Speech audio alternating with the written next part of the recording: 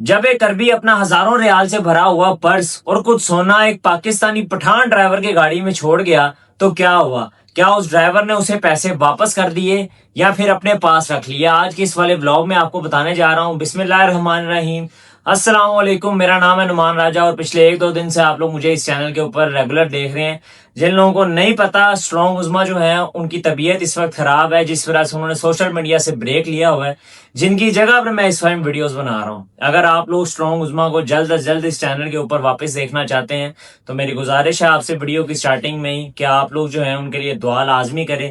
Channel کو لازمی subscribe کر لیں تاکہ آنے والی ویڈیوز کا آپ کو نوٹیفیکیشن لازمی مل سکے۔ واپس آتے ہیں اپنے ولاگ کی طرف۔ ایک پاکستانی پٹھان ڈرائیور جو سعودی عرب کے اندر ٹیکسی چلا کر اپنا گزارا کرتا تھا، صرف اور صرف ٹیکسی اس کا سورس آف انکم تھا، اور وہ ایک ایئرپورٹ کے باہر ایک دن کھڑا ہوتا ہے رائڈ لینے کے لیے، اور وہیں سے ایک عربی آتا ہے جو کہ اچھا خاصا امیر عربی تھا، اس کی گاڑی میں بیٹھتا ہے، ایک ہوٹل کا ایڈریس اسے بتاتا ہے اور بتاتا ہے کہ اس نے یہاں پر جانا ہے۔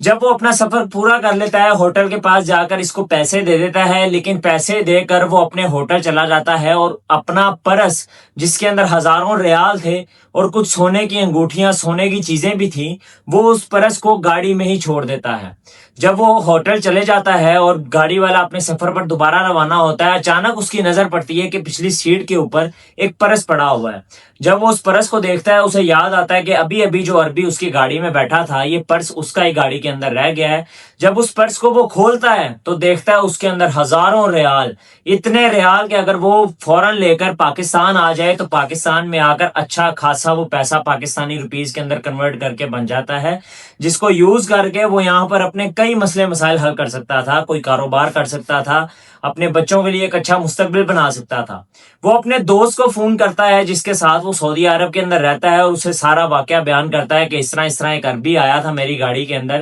اور اس نے آ کر اس طرح اپنا پرس جو ہے میری گاڑی کے اندر چھوڑ دی ہے، اس کے اندر جو ہے اتنے ریال بھی ہیں، سونا بھی ہے، بتاؤ مجھے مشورہ دو میں کیا کروں۔ وہ تھوڑا گھبرایا بھی ہوتا ہے کیونکہ اتنی زیادہ اماؤنٹ اس نے کبھی بھی ایک ساتھ نہیں دیکھی تھی۔ اس کا دوست اسے بتاتا ہے کہ تمہیں ایسا کرنا چاہیے، یہ پیسے لو اور چپ کر کے واپس اپنے گھر چلے جاؤ، واپس پاکستان چلے جاؤ، وہاں جا کے ان پیسوں کو یوز کرنا، تمہارے حالات بہتر ہو جائیں گے۔ پٹھان یہ چیز کافی دیر تک سوچتا ہے، لیکن اس کے بعد اسے ریلائز ہوتا ہے کہ یہ کرنا غلط رہے گا، یہ حرام کے پیسے ہو جائیں گے، چوری کے پیسے ہو جائیں گے۔ مجھے ایسا کرنا چاہیے، ان سے دوبارہ رابطہ کرنا چاہیے جن کا یہ پرس ہے، اور میں جا کر پرس ان کو واپس کر کے آتا ہوں۔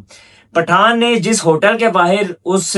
عربی کو اتارا تھا، وہ دوبارہ اسی ہوٹل کے پاس جاتا ہے۔ جا کر جب اندر جانے لگتا ہے تو سیکیورٹی اس کو باہر ہی روک دیتی ہے کہ آپ اندر نہیں جا سکتے، اور وہ باہر گاڑی کے اندر پھر جا کر بیٹھ جاتا ہے اور ویٹ کرنے لگتا ہے کہ شاید اس کا کوئی کال آئے یا شاید وہ خود باہر آ جائے تو شاید میں اس کا پرس اس کو واپس کر سکوں۔ جو عربی اپنے ہوٹل پہنچتا ہے، جا کے فریش ہوتا ہے، وہاں پہ نہاتا ہے، کھانا کھاتا ہے اور سو جاتا ہے کچھ دیر۔ اسے ابھی تک ریلائز نہیں ہوا تھا کہ وہ اپنی اتنی زیادہ اماؤنٹ جو ہے وہ گاڑی کے اندر چھوڑ کے آیا ہوا ہے۔ جب شام ہوئی، 5 گھنٹے گزر گئے، تو عربی نے جب اپنا سارا سامان وغیرہ دیکھا تو اس نے ریلائز کیا کہ اس کے پاس جو ایک پرس تھا جس کے اندر سارے کی ساری چیزیں تھیں، جس کے اندر کچھ جیولری تھی گولڈ کی، جس کے اندر ہزاروں ریال تھے، وہ اس کے پاس نہیں ہے۔ اسے اچانک یاد آتا ہے کہ اس طریقے سے میں جو ہوں ایک ڈرائیور کے ساتھ آیا ہوں، ٹیکسی کے اندر میں نے اپنا پرس رکھا تھا اور میں اسے وہیں پہ بھول گیا ہوں۔ اس نے اسی ٹیکسی والے کا نمبر ملایا، اس کو کال کی، اور اس نے فوراً کال اٹھا کے کہا کہ سر، میں نے آپ کو جدھر ڈراپ کیا تھا میں اسی ہوٹل کے باہر کھڑا ہوا ہوں، آپ کائنڈلی آ کر مجھ سے اپنا پرس لے لیں۔ جب وہ عربی نیچے آیا تو دیکھتا ہے کہ وہ 5 گھنٹے سے لگاتار وہیں پر کھڑا ہوا تھا، کوئی رائڈ کرنے نہیں گیا، کسی اور جگہ نہیں گیا، بلکہ وہیں پہ کھڑا ہوا صرف اس کا انتظار کر رہا تھا تاکہ اس کی امانت اس تک پہنچا سکے۔ جب وہ واپس آیا، اس نے آ کر اپنا پرس دیکھا تو اس کے اندر ساری وہ اماؤنٹ ویسے ہی تھی، اس کے اندر جیولری ویسے ہی تھی۔ وہ پٹھان کی ایمانداری دیکھ کر اس قدر خوش ہوا کہ اس نے اسے اپنی کمپنی کے اندر جاب آفر کر دی ڈرائیور کی۔ پتا چلا کہ وہ عربی ایک بہت بڑی کمپنی کا مالک ہے اور اسے وہاں پر ایک ڈرائیور کی ضرورت بھی تھی، اور اس ڈرائیور کی ایمانداری دیکھ کر اور اس ڈرائیور کا خلوص دیکھ کے کہ جو اس نے اتنی ایمانداری دکھائی اور جا کر جتنے اس کے پیسے تھے اس کو سیم ایز اٹ از واپس دے دیے، 1 روپیہ بھی اندر سے نہیں لیا، تو یہ دیانتداری دیکھ کر، ایمانداری دیکھ کر وہ اتنا زیادہ امپریس ہوا کہ اس نے اس کو اپنی کمپنی کے اندر، جہاں وہ 3-4 ہزار